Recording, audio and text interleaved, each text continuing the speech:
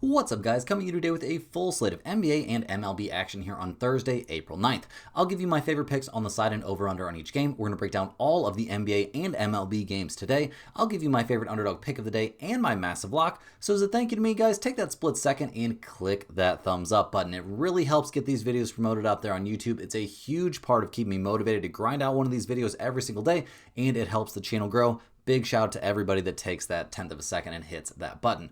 Also, subscribe to the channel if you're new around here, guys. We're nearly to 72,000 subscribers. We're on the road to 100K. The goal is to hit that mark by the end of this year. Really appreciate everybody that's subscribed to the channel. It's been really crazy to see those numbers building and building over the course of the life of this channel. So really appreciate all of you. Hit that button if you're interested. It's absolutely free and it'll keep you from missing out on these videos that we're posting here every single day. Also, get down there in the comments. Ask me any questions you want to about anything across the sporting world. I'm more than happy to get back to you. I can also answer any questions about any plays you're looking at. And if you have a question about a sport that I don't know anything about, such as NHL or UFC or something like that, definitely I can reach out to the premium handicappers over there at stumpthespread.com and see what they have to say. Also, make sure you're checking the pinned comment. That's the top comment below the video every single day. In there, you'll find my favorite picks from every single video. You'll also find a link to stumpthespread.com, so you can get over there and check out all the great free and premium stuff over there. There are free picks every day under the free picks tab. There's also the free email newsletter, as well as those top confidence premium picks, which are coming off a really nice 5-2 Major League Baseball day there on Wednesday. So definitely get in on those.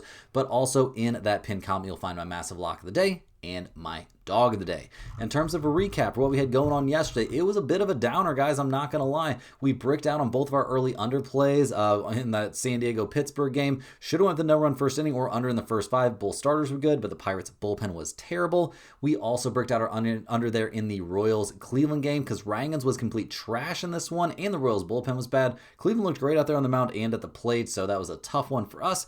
We did catch the Pistons there at minus 18.5 on the NBA side, though. That was nice. Cade came back, looked pretty good, and with the Bucks tanking and Detroit trying to get back into a rhythm coming up to the playoffs, a blowout on this one felt pretty inevitable. Unfortunately, we were on the wrong side there in that Brewers game. Hopefully, we were able to avoid this one. We didn't get our projected starters there for Milwaukee, and Sonny Gray had a very good day there for the Red Sox, so that was unfortunate. And the Hawks let us down again. We had them plus 2.5 as our dog of the day. It was a close one at the end, despite both Jalen Johnson and CJ McCollum being absolute trash there on the offensive end. So that was rough. We still have the Spurs live on the money line as our massive lock of the day. Hopefully that one can come through for us, but no way to sugarcoat it, guys. That was a bit of a rough one. Let's see if we can get back on the winning side here today on a not that busy, but kind of busy in another way Thursday. Let's go ahead and hop in. Make sure you hit that thumbs up button. Make sure you subscribe to the channel. Make sure you get over there to stumpthespread.com. Check out all the great stuff over there, and let's dive in. First up, we are looking at the Cincinnati Reds going on the road in this one to take on the Miami Marlins. Now, the Reds, they come into this game probably a little bit disappointed in the way, game 3 of this series went. They lose 7-4 in that one. Trevino goes onto the 10-day IL. That's not great, but he's their reserves catcher. It's not the end of the world, but obviously not something you want to see. They're going to hit the ball in this game to Rhett Lauder. He comes into this game. I mean, this young 24-year-old righty has looked good in the early returns. 1-0 on the year, a 1.64 ERA. Got off to a very decent start there. It was a home game, so at the Great American Ballpark, but 5 innings, 3 hits, 2 earned runs allowed there against Boston. Struck out 5 and walked 2. And then at Texas, guys, going up against the Rangers, he went 6 innings, gave up 3 hits, no runs allowed, walked 2 and struck out 4 in a 2-0 win there for the Reds. So he'll definitely take that. The Reds have to be very excited what they're seeing from him. You get a young starter that's suddenly killing it. All of a sudden, your entire future of your team and your franchise can turn around. So we'll see if he's that kind of savior here. Now, the Reds, their bullpen has been good too. A 2.53 bullpen ERA is currently 5th in the majors, so no significant red flags there. The offense has turned things around a bit after a slow start, but they're still last in the majors in runs scored and 29th in slugging percentage, so I have significant questions about the Reds at the plate. They're going on the road to take on the Marlins here in the 4th game of the series. Miami, not the hottest start necessarily, but 7-5 is not something to complain about for a franchise like the Marlins. A 7-4 win there in game 3 of this series, they'll certainly take it. They're going to hand the ball in this one to Max Meyer. He has yet to figure in a result this season, but a 4.66 ERA does not paint a super good picture. He struggled in his first outing of the year, giving up 5 hits over 5 innings and giving up 3 earned runs there against the Rockies. Then against the Yankees, 4 2/3 innings, 3 hits, 2 earned runs, striking out 6 and walking 3. I mean, against the Yankees, that's actually not the most terrible start, so we'll see what he can do here against the Reds. We'll see what he can put together. The bullpen has been in the top half of the majors so far this year, a 3.47 bullpen ERA, so we won't cry about that. Xavier Edwards is off to a great start at the plate. Hicks has also hit the ball well. The Marlins are 9th in the majors in runs scored, 7th in batting average, 6th in slugging percentage. There is plenty to like here about what the Marlins have done so far at the plate. That's part of the reason they're favorites in this game. The Reds are plus 115. The Marlins are minus 130. We've got a total of 8 in this game. The Reds are 5-1 now on the road, 6-4-1 to the under. Miami is 6-3 at home, 7-4 to the over. With a total of 8 in this game, and these two guys on the mound, I actually don't think taking the under is a terrible idea. I've liked what I've seen from Lauder, and I don't hate what I've seen from Max Meyer. And the Reds' offense hasn't been great, but all that being said, I will also be leaning towards the Reds here at plus 115. I've loved what I've seen from Lauder. I think the Reds are, likely to earn a split in this series. I don't think that's crazy at all. Loving what we're seeing from Elly De La Cruz so far this season. I think this is a spot to back the Reds, especially at a plus number. Rolling right along, we're looking at the Sacramento Athletics going on the road to take on the New York Yankees. Now, the Athletics are 4-7 on the season. They are coming off a 3-2 win in Game 2 there in New York, so they'll definitely take that. But obviously, this year hasn't got off to a flying start. They'll hand the ball in this one to Jeffrey Springs. He's 1-0 on the year, a 2.38 ERA. This 6'3 lefty came into this year with a lot of promise and honestly hasn't looked bad. He went into Toronto, went 5 1/3 innings, gave up 5 hits and 2 earned runs, walked 3 and struck out 2 on a day. He didn't have his best control, but still managed to make it through. Then he took on Houston. This was a home game, and home games aren't always that kind to pitchers for the Athletics this year, but 6 innings, 2 hits, 1 run allowed, struck out 7 and walked 1. A lights out performance from Springs. He's been really, really good. He had a promising year a season ago.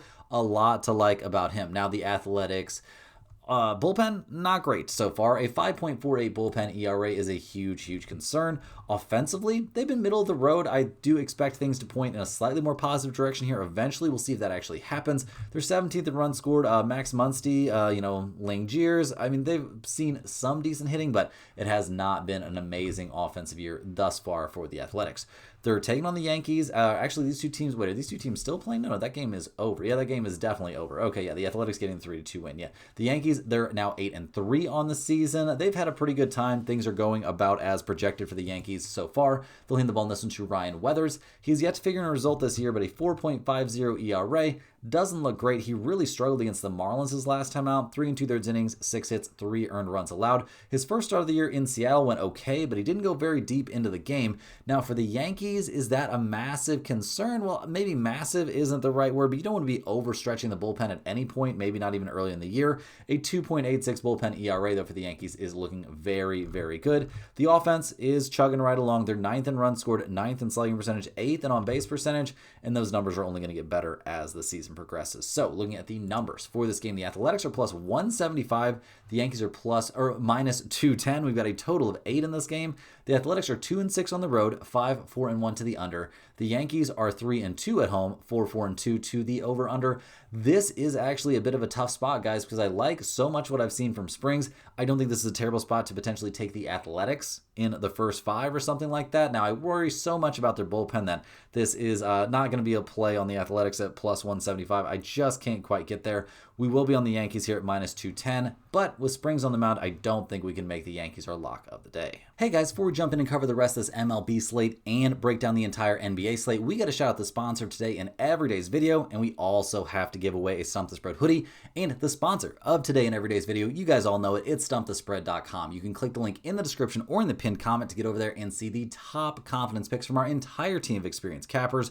Right now, guys, our premium members are getting daily NBA, NHL, UFC, and MLB picks. It's a great time to be in the mix over there at stumpthespread.com because our MLB handicapper is on one hell of a run. He's come off a very, very sick 5-2 day there on April 8th. Very, very good work, cashing the Rangers and Cardinals each as 1 unit plays. Solid wins there. He did break out on the Mets and Royals, but closed things out very, very strong, cashing the Padres as a 1 unit play, cashing the Blue Jays there as big underdogs. I believe they were plus 155 or something like that, and locking it down. The Red Sox as a 1 unit play.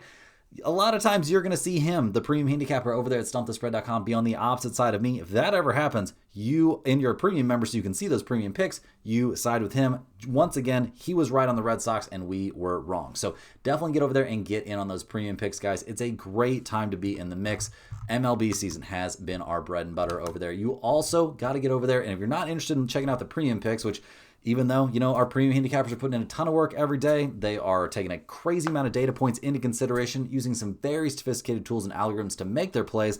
I understand if you're not looking to buy a premium package. Just get over there and check out all the great free stuff. There are free picks every single solitary day. They're under the free picks tab. And there's also the free email newsletter. That free email newsletter has been jam-packed with fantastic sports betting advice. There is a massive, massive write-up there on the Masters in that email newsletter. And guys, the PGA plays over the course of the season, you've been seeing them up on the screen. What's going on the last 3 events have just been off the charts good. It's up over around 60 units for the PGA season. It's been absolutely incredible. So do not miss out on those. Get on that email list, guys. There's tons of great information besides the golf write-ups, but that is what you want to see right now. It's very easy to sign up for that email list, guys. You just go to stumpthespread.com and you set up a free account. They're going to ask you for your name and your email address. That's it. You'll get one email straight to your inbox every single day, just jam-packed with all that great sports betting information. So make sure that you're not missing out on that. Also at stumpthespread.com, you can pick up a Stump the Spread hoodie if you're interested. We're selling those for $39.99. That is at cost. We make nothing on those hoodies. That $39.99 includes free shipping. So pick up one of those if you're interested in that. And also, if you're a massive fan of what you're seeing from me here every single day, click that little join button right below the video to sign up for a YouTube channel membership.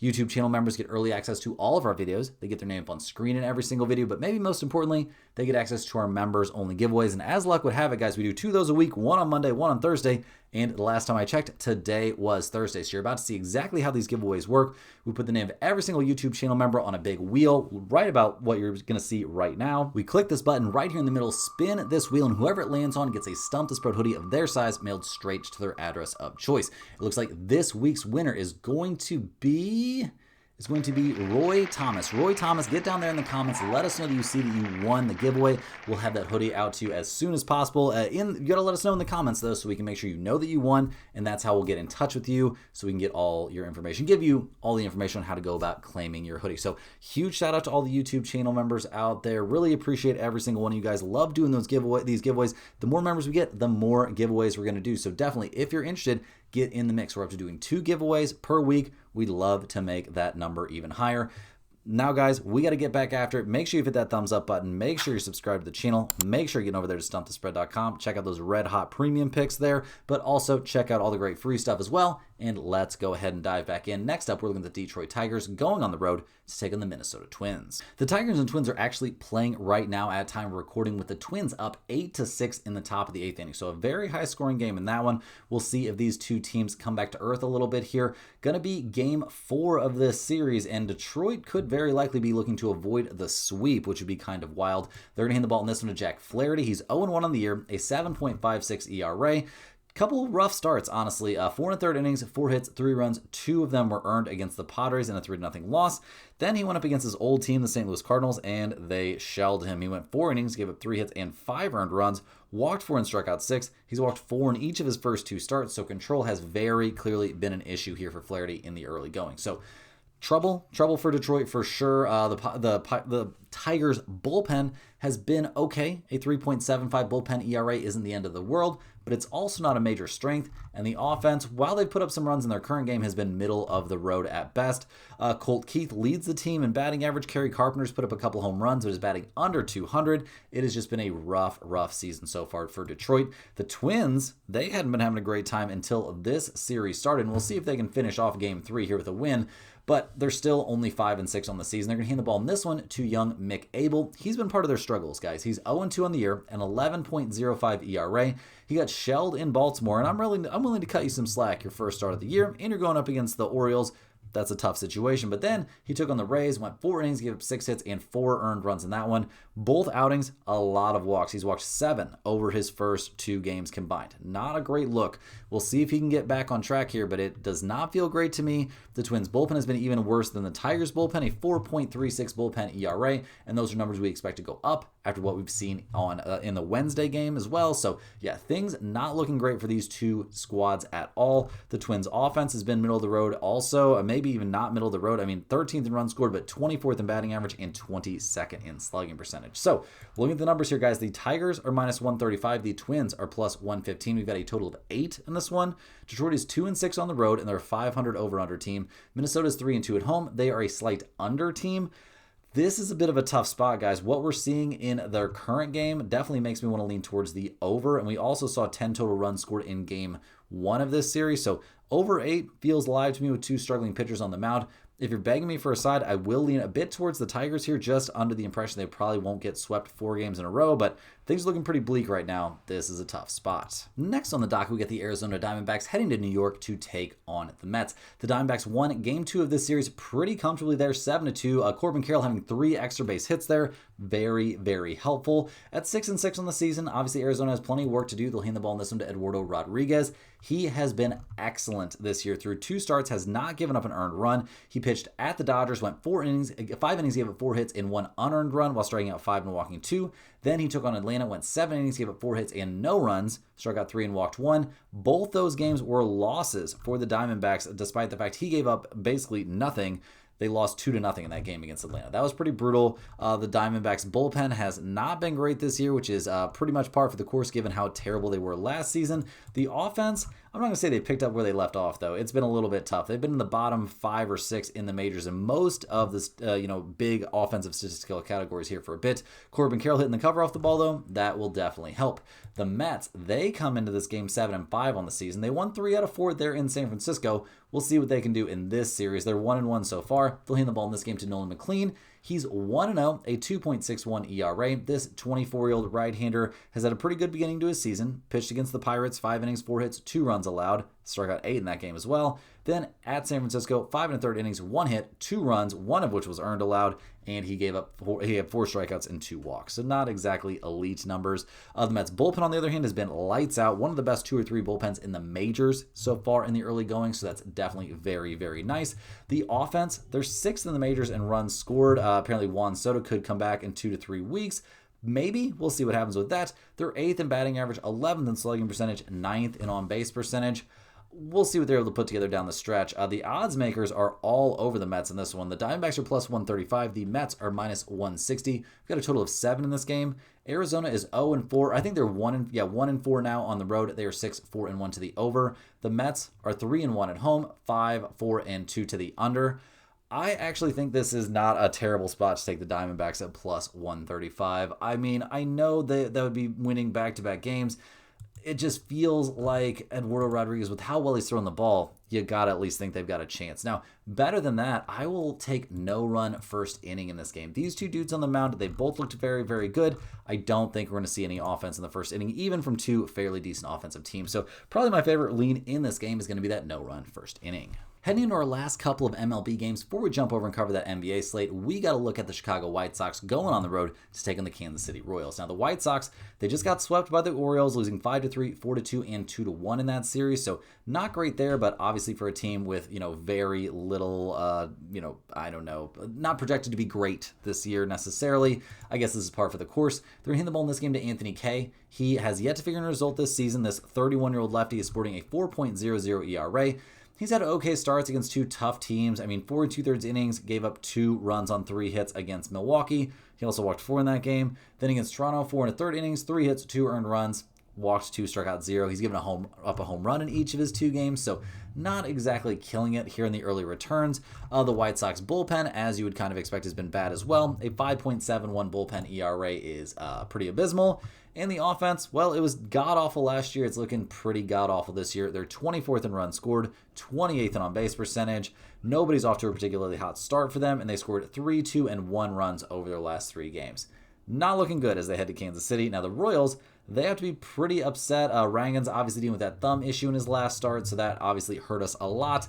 I mean, their last series was at Cleveland. They won the first game and then lost the second two, losing 10-2 in the last one. So, yeah, a little bit rough out there for the Royals in the early goings. They're going to hand the ball in this game to Seth Lugo, who has not had a rough time in the early goings. He has been great, 1-0, a 1.59 ERA. He dominated Atlanta, went into Atlanta, went 6 1/3 innings, 5 hits, no runs allowed, walked 0 and struck out 3. Then took care of business against the Brewers as well. 5 innings, 4 hits, 2 earned runs allowed, walked 2 and struck out 7 in an 8-2 win. The Royals are 2-0 with him on the mound. Has to feel very, very good to be able to run him out there for this game. No doubt about that. The Royals' bullpen's been atrocious, though. A 6.40 bullpen ERA means changes need to be made here very, very quickly. I know it's the early portion of the season, guys, but you don't have time to mess around. We'll see if they make changes sooner rather than later. And the offense, that seems like it might be okay. They're 11th in batting average, 12th in slugging percentage, 17th in runs scored. They've scored 2, 1, and 4 runs over their last few games. That's not going to get it done. They got to have the bats heat back up.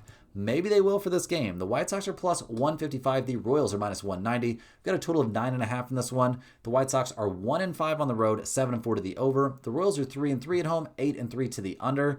Guys, the Royals at minus 190 could be our lock of the day. With Lugo on the mound, even if the bullpen doesn't have a great day, I think they should be in good shape here. Lugo can go deep into the game, take some pressure off the bullpen. I think we see very good stuff from the Royals here, especially a team that's been historically very good at home. In our last MLB game, before we hop over and look at that entire NBA slate, we got the Colorado Rockies heading to San Diego to take on the Padres. Now, the Rockies have not confirmed a starter for us yet this game, but the odds makers seem to not care. We've already got plenty of numbers out for this one. The Rockies are playing great. They've won 4 games in a row. They're 6-6 on the season. Not something you have seen in a few years. The Rockies winning a bunch of games in a row.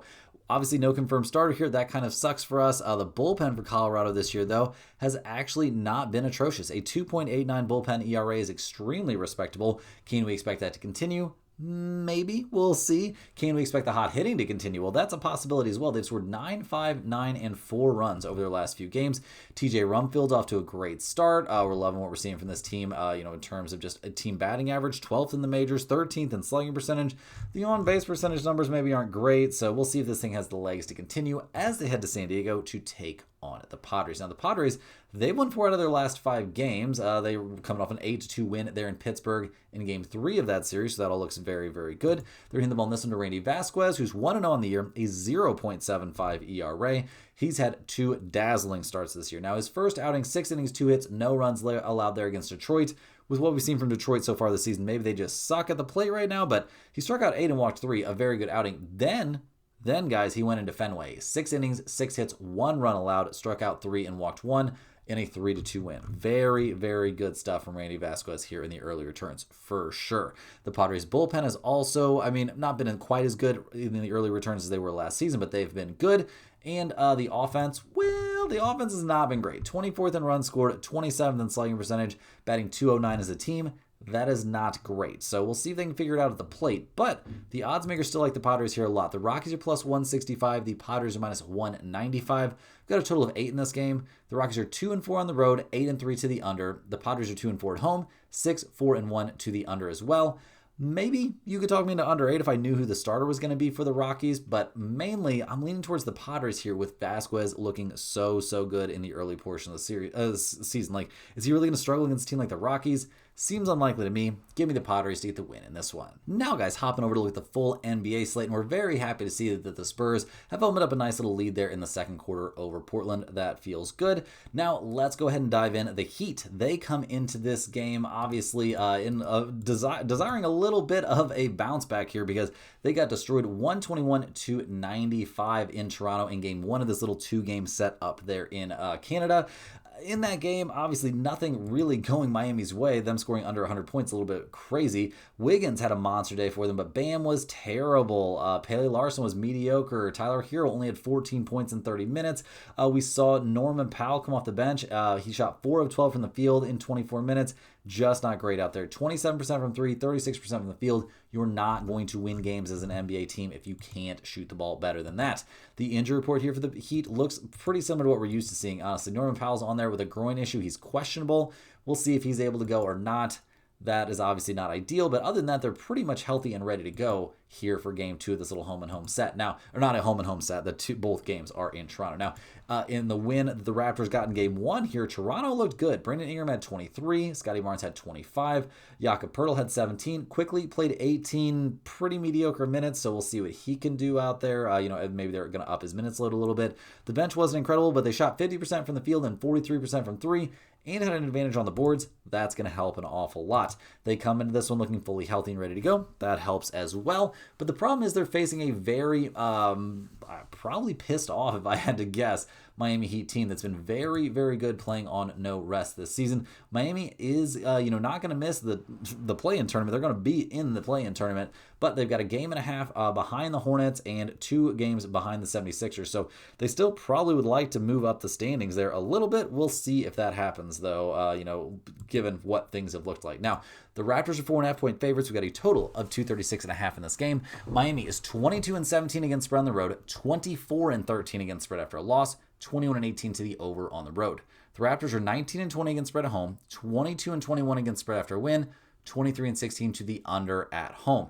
No major lean on the total for me in this game, really, guys, but better than, obviously with no lean there, the better play, in my opinion, is take the Heat getting 4 points. They've been so good coming off a loss this season. It's kind of a system play at this point to back Miami. I think they find a way to keep this game very, very competitive, if not win it straight up. Rolling right along, we're looking at the Chicago Bulls heading to Washington to take on the Wizards in a pretty big tankathon. This is also game 2 of a little 2-game set there in Washington. The Bulls won 129-98 in the first game of this little set. So yeah, Chicago obviously trying a little bit harder in this one. Well, we see guys like Abusele getting minutes, Okoro getting minutes, Colin Sexton as a starter. He actually played terrible in the win. Trey Jones put up a 20-piece, and we had Patrick Williams and Dillingham coming off the bench, both playing great. Yuki getting 16 minutes off the bench. You'll love to see it. That was pretty cool. So a big winning night there for the Chicago Bulls. Not like they're playing for anything at this point in the season, but still cool to see if you're a Chicago fan. It appears they're going to be resting pretty much everyone once again. We see Giddey, we see Buzelis, we see Nick Richards, we see Okoro, all on the injury report. Giddey with a hamstring is out for this one. Buzelis with an illness is out for this one. Nick Richards with an elbow is out. And Okoro with a quad issue is questionable, so I would kind of guess he'll be out as well. Colin Sexton being on the injury report, this dude wants to play. He is probable there with a finger injury. So sounds like the Bulls will be out there. The Wizards, they're tanking super hard. They looked terrible in that game, except for Kulabe. He played really well. So did Reese. He actually looked decent out there. But yeah, they shoot 29% from 3 and get destroyed on the boards. That's going to make it awfully hard to find wins, and they don't want to find wins anyway, so it makes sense that they would be losing. Their injury report, Trey Johnson, Kulabe, Sarr, Jaden Hardy, Champagny. Looks like most of these guys are going to be trying to miss this game. So, looking at the numbers, guys, the Wizards are getting 5.5 points. We've got a total here of 244.5. The Bulls are 17-22 against spread on the road, 14-15 against spread after win, 22-17 to the over on the road. Washington, 18-21 against spread at home, 27-34 against spread after loss, 22-17 to the over at home. In the last game between these two teams, we saw 227 as the total, and I know the Wizards didn't shoot the ball particularly well, but they didn't shoot it that bad, and neither one of these teams are great offensively. Guys, this seems like a very reasonable spot, despite the trends here, to back the under. 244.5 is way too high for me in this game. Maybe we'll see something of a track meet. Maybe we'll see both teams score the ball well, but I wouldn't bet on it with so many guys being out for both sides. Give me the under here in this one. Next up, guys, in another tankathon, let me know down in the comments your best ideas for the NBA to fix this tanking issue and what you think of the tanking here at the end of the season in general. But the Indiana Pacers going on the road to take on the Nets. The Pacers are coming off a 20-point loss against the Timberwolves. They lost by 9 against Cleveland. This team has shown that they can be competitive when they let everybody play, but they don't usually let that happen. And it seems like that probably won't be happening in this one with a very, very busy injury report here. It's so many different guys on there. We're going to run through all of them, don't worry. First up, we got Nembhard with a back issue. He is out for this game. We also have Neesmith. He has a neck issue. He's out for this one. Jarris Walker is questionable due to some sort of bruise. Siakam with his ankle issue is out for this game. McConnell with a hamstring is out. Ben Shepherd with a hip issue is questionable. And Kobe Brown with a back issue is questionable as well. So you can see they're tanking pretty hard here. The Nets, they are 20-59 on the season. They've actually won their last two in a row, winning a 96-90 rock fight there against the Bucks their last time out. Now, In that game, we actually saw Brooklyn. I mean, I don't even know at this point. I mean, Liddell put up 21. I mean, they shot 35% from three. They got crushed on the boards and still managed to win by 6. So, I mean, we'll see what the Nets can do here down the stretch. Obviously, they're holding out everyone as well. It's going to be a very, very, very limited roster there for the Brooklyn Nets in this game. Despite that, the Nets are getting 2.5 points. We've got a total of 223.5 in this game. The Pacers are 19-20 against spread on the road, 25-35 against spread after loss, and they're a 500 over/under team on the road. Brooklyn's 20-20 against spread at home, 8-11 against spread after win, and they're a 500 over/under team at home as well. Guys, don't ask me to get too involved in this game. If you're begging me for a side, I'm going to lean just slightly towards the Nets here since they're at home, but no major lean on this one. Keep me away from this abomination. Looking at what should very much be a real basketball game in this one, we've got the Boston Celtics heading to New York to take on the Knicks. Now, the Celtics, they might be slightly running out of things to play for here, but the Knicks certainly are not. They're only a half game up on the Cavaliers for that 4 seed. So we'll see how this thing shakes out. The Celtics, they're coming off a nice 11-point win there over the Charlotte Hornets. We were on Boston in that one, so we will certainly take it. In that game, big stuff there from Tatum and even bigger stuff from Jaylen Brown. The Celtics shoot 40% from 3, and when they do that, they are very tough to beat. They come to this game looking pretty banged up, though, so maybe they are packing it in a little bit here, which is obviously very disheartening to see with all the tanking going on. You've also got, this going on. Teams already locking in spots. Derek White is questionable with a knee issue. Jaylen Brown is questionable with left Achilles tendonitis. Hauser is questionable due to low back spasms. So we'll see who the Celtics run out there in this one. It looks like Tatum is expected to play, so they're not going to completely pack it in here, but he might play limited minutes. They're taking on a Knicks team that's 51-28 on the season, trying to hold on to their playoff spot with the Cavs right there behind them. They're coming off a 3-point win in Atlanta. Now they're back home at Madison Square Garden. They have to feel good about that. They come into this game looking fully healthy and ready to go. That definitely helps, having Miles McBride, Shamet, Clarkson, all ready to go there in the second unit, as well as Mitchell Robinson playing good minutes. That all is a big plus there for the Knicks, and that's a big part of why they are 3.5-point favorites here at home. We've got a total of 217.5. Boston's 26-14 against spread on the road, 30-23 against spread after win, 26-14 to the under on the road. The Knicks are 24-13 against spread at home, 28-23 against spread after win, 19-18 to the under at home.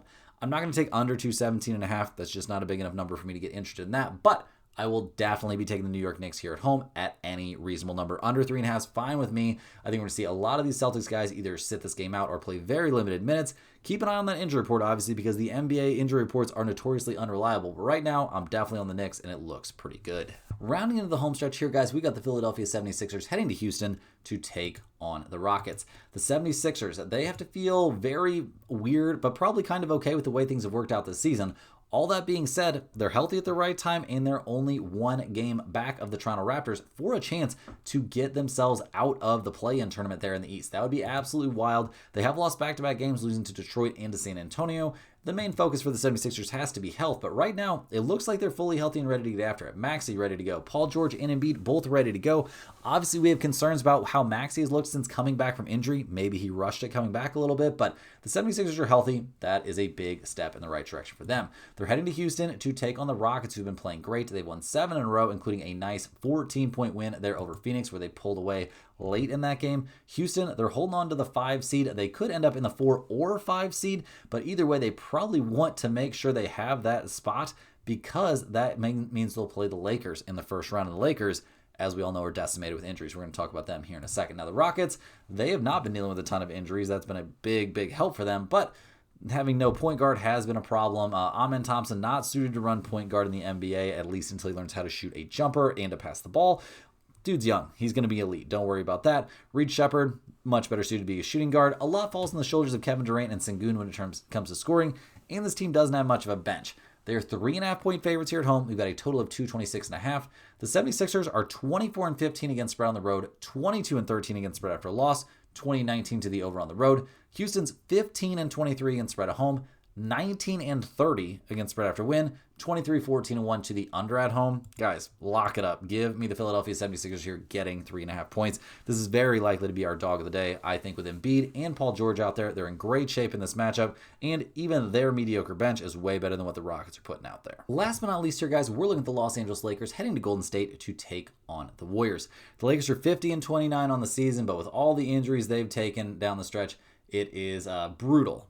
They are down to 300 to 1 to win the NBA championship. Not something I thought they were really going to have any chance to do anyway, but they were playing well there for a stretch. They're coming off a blowout loss to the Thunder. We've seen LeBron missing time. Obviously, Luka and Austin Reeves are out. It does appear that LeBron's going to be back for this one. Marcus Smart and Jackson Hayes will reportedly both be sidelined. I guess Smart is upgraded to questionable, and Jackson Hayes, though, he will not play in this game. LeBron's going to be out there. I don't know. We'll see what happens. Bronny going to get to play some minutes. We'll see how the Bronny minutes look. They're taking on the Warriors, a team that really doesn't have too much to play for at this point. They are going to be the 10 seed. They're going to be, going to have to play their way through the play-in tournament. We'll see what happens with that. We'll see what Steph can do. But, yeah, I mean, they're coming off a 5-point win there over the Sacramento Kings. They'll definitely take it, but man, in that game, we see Steph come off the bench once again, play 25 minutes and play well. We see D'Anthony Melton play great there as a starter. Podziemski put up a 20-piece there as a starter.